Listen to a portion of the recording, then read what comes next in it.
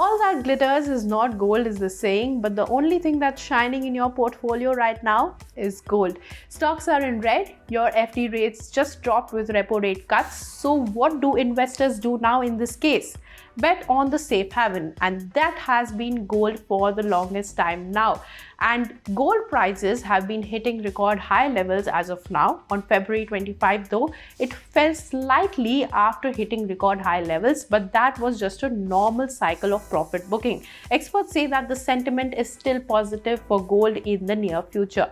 In this video, we talk about the sudden rise in gold prices, why is it soaring so high, and how are people in India investing in it.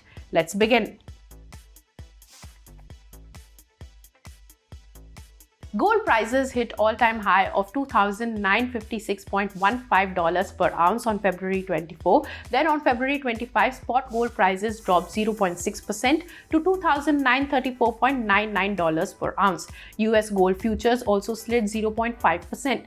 Analysts say that the pullback is a part of normal profit-taking cycle and the long-term sentiment is still bullish. In India, on Mahashivratri, on 26th of February, gold prices were down 270 rupees from 88,090 rupees on February 25 to 87,820 rupees on February 26 per 10 grams for 24 karat gold. MCX gold futures for April 2025 also rose 7.5% in the last 1 month. Now, why is gold shining so bright? Gold prices are heavily influenced with what's happening around the world. When there is an uncertainty, gold is where people think money is safe. During peak Russia-Ukraine war or Israel-Hamas war, we saw gold prices hitting record peaks. When inflation was high, gold prices were peaking. So now there is a fear of inflation linked to US tariff hikes, or as we call it, Trump tariffs. Trump has announced tariff hikes on steel and aluminium. He said that he would impose reciprocal tariffs on countries.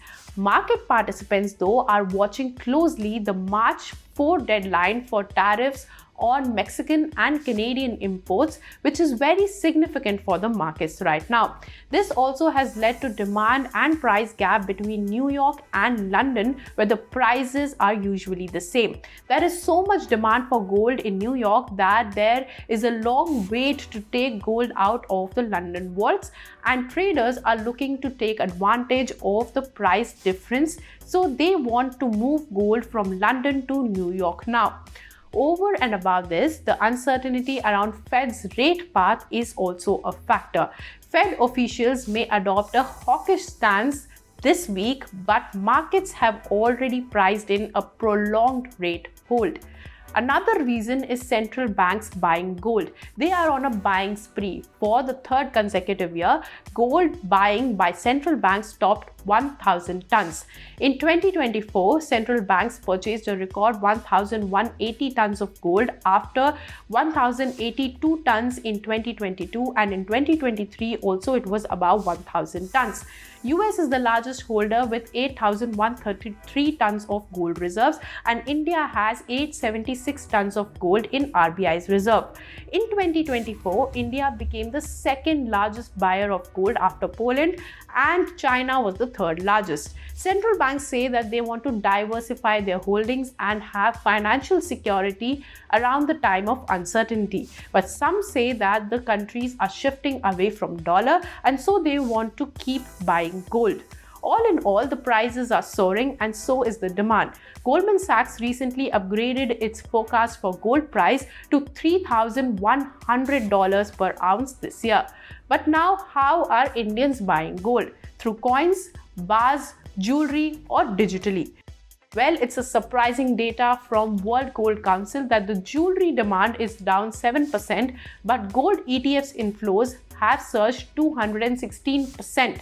Now, this shows that India is shifting from physical gold to financial gold. Experts say that the reason is soaring prices. Buying gold jewelry also has a 10 to 15% added making charge, which people want to avoid. So bars and coins are relatively stable but not able to keep pace with financial gold. Demand surged 29% from 2023 to 2024 to 239 tons in bars and coins, but ETFs are still the clear winner. Gold ETFs are funds that invest in gold bullion or futures contracts, more like paper gold. Its value is linked to the price of gold. As per Amphi data, net inflows into gold ETFs jumped from 460 crore rupees in 2022 to 2,919 crore rupees in 2023, and in 2024 now it has skyrocketed to 9,225 crore rupees. But why paper gold over physical gold? Well, unless you want to wear it, it's cheaper. No making charge, highly liquid, no handling cost, and most importantly, tax saving.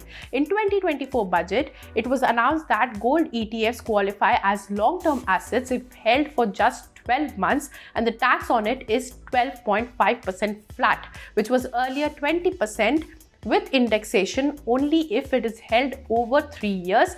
For physical gold though, it is still 24 months to qualify. So all in all, the prices are expected to rise. So if you are investing, it's your choice to either invest in physical gold or paper gold depending on your preference and purpose of buying. For more such news and views, keep watching ET Now. If you like this video, then like, share and subscribe to ET Now.